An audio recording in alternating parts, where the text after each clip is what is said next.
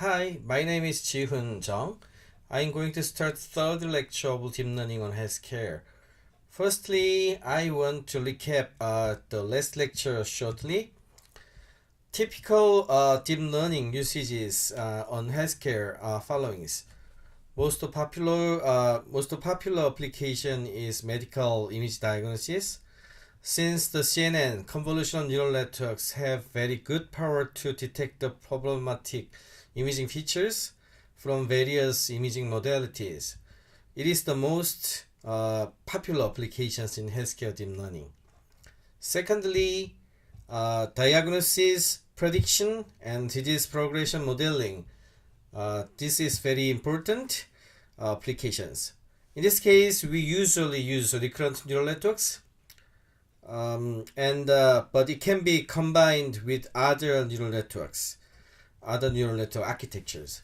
Since this is the prediction task, interpretability and the causal relationships is very important. Another popular applications of healthcare deep learning is continuous time series data analysis, electrocardiography, or EEG, electroencephalography is the typical examples. In this case, convolutional neural networks, recurrent neural networks, and recurrent convolutional neural networks can be used or simultaneously used. There are also many other applications. Genetics and drug discovery is also very important applications.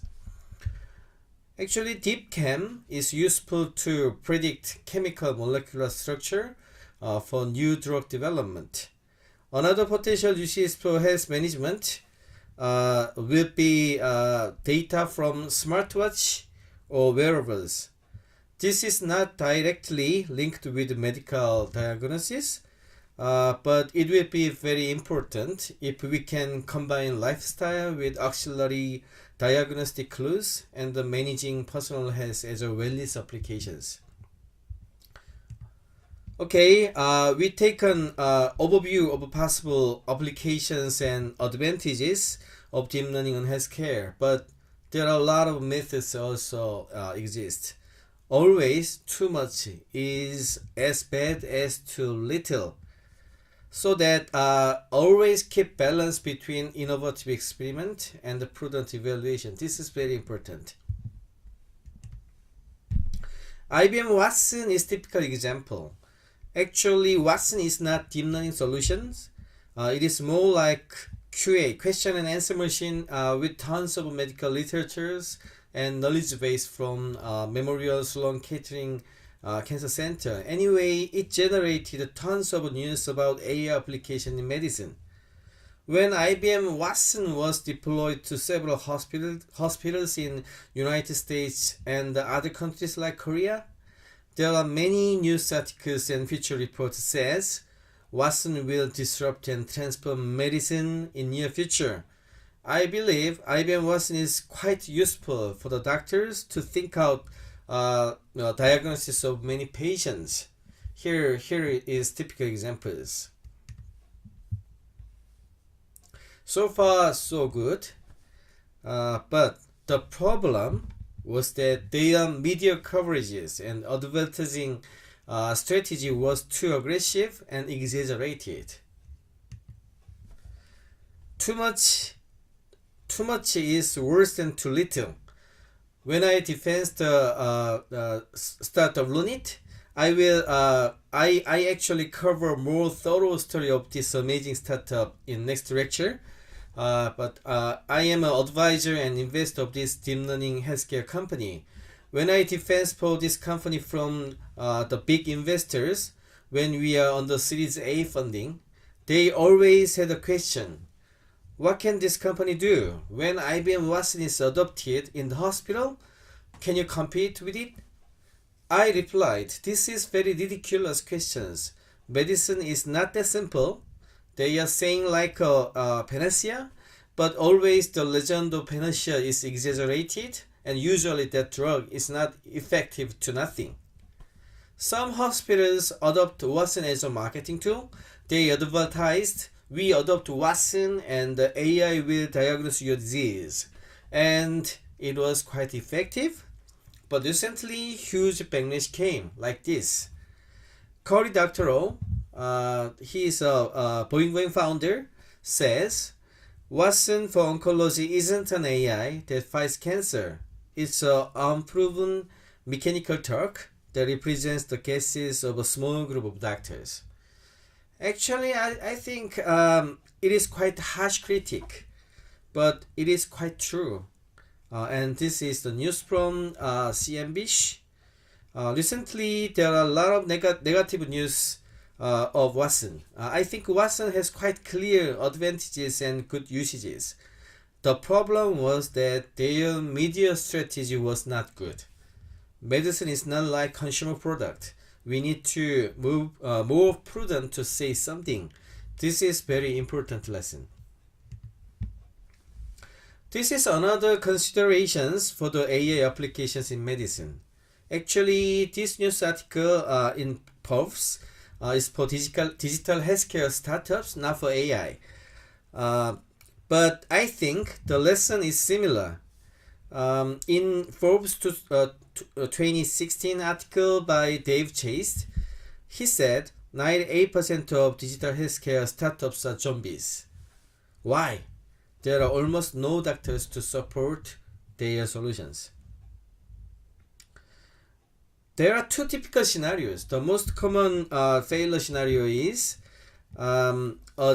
just a technologist founding team. They don't know well about the medicine and healthcare systems. They just rely on the technology. Many deep learning healthcare startups have same problems. Second most common failure scenario is healthcare expert has very narrow insight and the perspective based on their experience. This is quite interesting result. So I can say that always the answer is the balance between smart technologies and healthcare expert experiences. This is not easy task to overcome, but once you accomplish this goal, that startup can be very successful. Now we will talk about what's healthcare deep learning is different from usual deep learning. This is very important topic. Before covering this issue, I want to let you know the really good source of machine learning for healthcare study. I used the next several slides from first week of lecture of this coursework.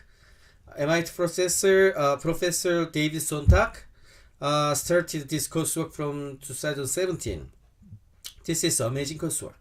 Since the lecture is just for the MIT graduate students and they didn't have open online lecture, so we can't hear his lecture, but he uploaded all the teaching materials in GitHub here. So you can easily access the following GitHub address to get the slides. I really thank David Sontag for sharing these great materials. Okay, let's take a look at what's different. The result of healthcare deep learning is often life or death decisions, so that it requires more robust algorithms.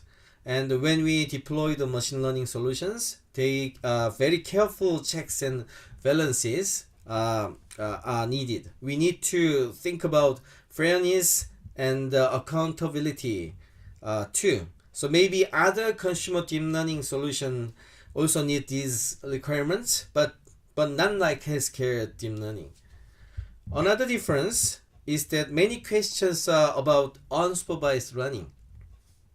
Sometimes we need to discover disease subtypes from the data provided without any label, and some of the questions are like characterize the types of people that are highly likely to be readmitted to the hospital.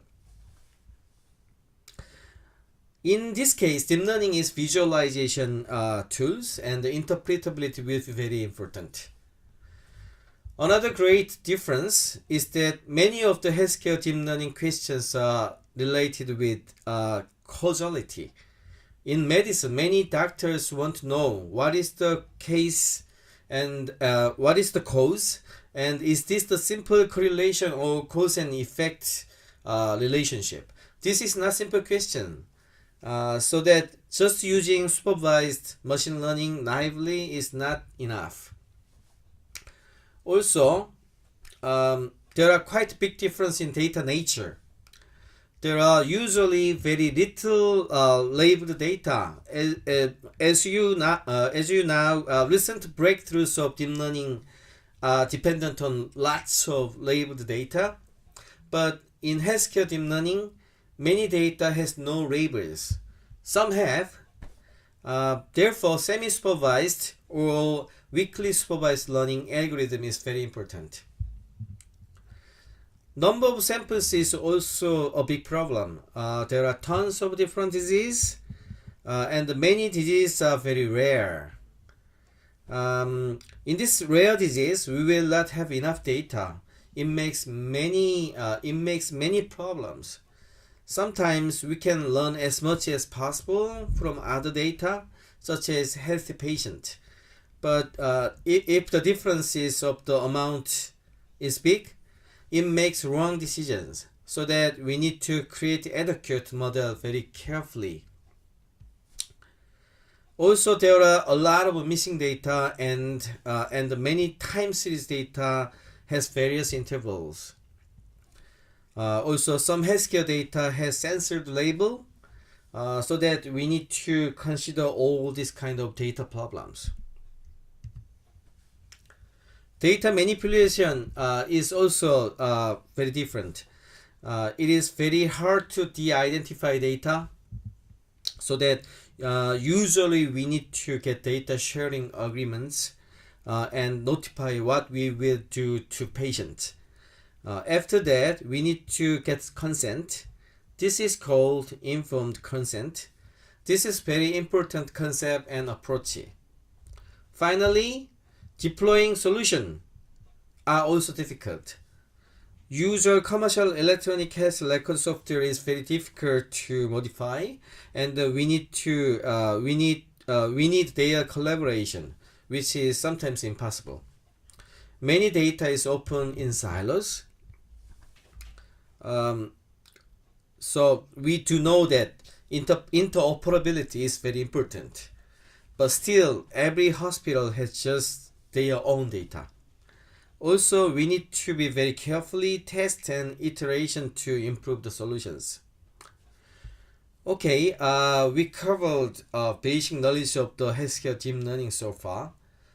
From next lecture, I will introduce the story of my investment portfolio deep learning healthcare startups, and it will help you understand what's the real problems we need to overcome as a startup. See you next lecture.